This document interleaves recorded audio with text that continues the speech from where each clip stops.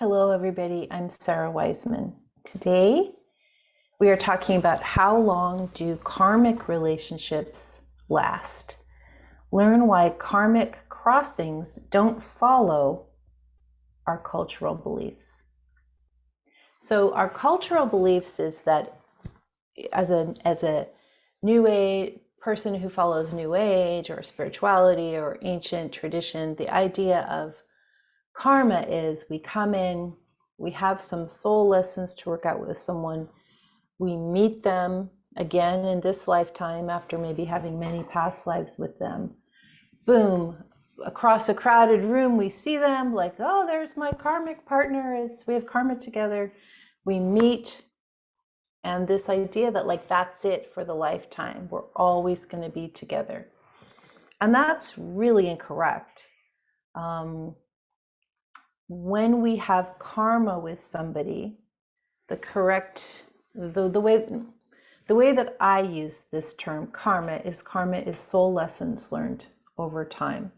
So when you have karma with someone, it doesn't mean it's an attraction that means till death do us part. It means an attraction that comes because you have soul lessons to work out. And so, as we've talked before, sometimes you meet somebody, you have a karmic connection, maybe you're, riding the bus with them and you talk with them for a moment and that's it. Like you have this sense of, I know you, we have some stuff to work out, and it's completed very quickly. In other terms, if you met someone and you had a one-night stand with them, you had just this extreme attraction, whoa, that happens, you never see them again. That's an example of karma being completed really, really quickly. Another example might be someone falls in the river and they're drowning and someone else is walking along, sees them, they jump in and save them. There was obviously some kind of karmic connection, but that doesn't mean those people are going to hang out forever. What happened is what happened, and that was the soul lesson or the soul encounter that was destined and needed to happen.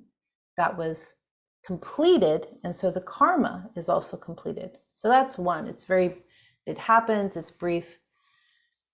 The next is more common in longer relationships or family relationships or love relationships, or sometimes enemy relationships too. But you arrive into a lifetime, you have deep, deep karma with someone that is a primary relationship for you, family member, love relationship.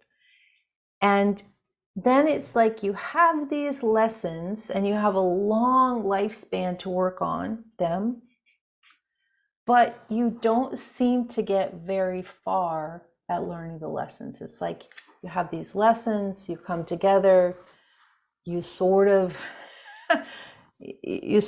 get far, but really because of your personalities or because of this and that, it's just like not happening. And this is the case where a lot of times you'll see people going no contact, people separating or getting divorced, people just deciding to let their relationship go. It's like you have big, big karma, you get together and you attempt to figure some of that out, and it's just like it's not going to happen in this lifetime.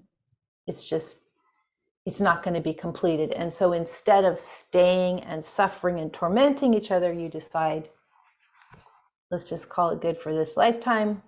See you next time around, most likely. And then the last karmic crossing is where it does work.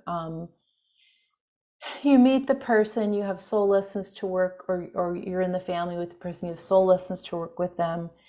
You get together and you're really able to, because of your personalities or situations or maturity or how far you're developed, you're able to really like work stuff out. You're able to learn the soul lessons you came in to learn.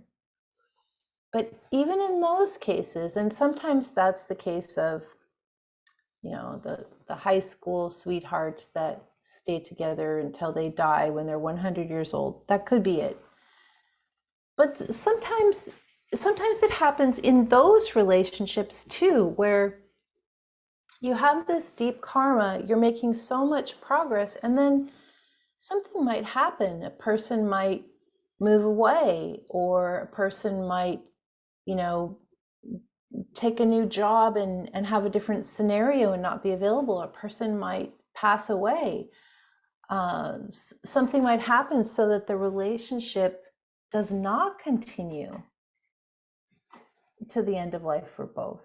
It's just like that's not how it was. So even though the soul lessons are being worked on beautifully and in a cooperative way, it may or may not be the destiny of those two souls to be together a whole lifetime.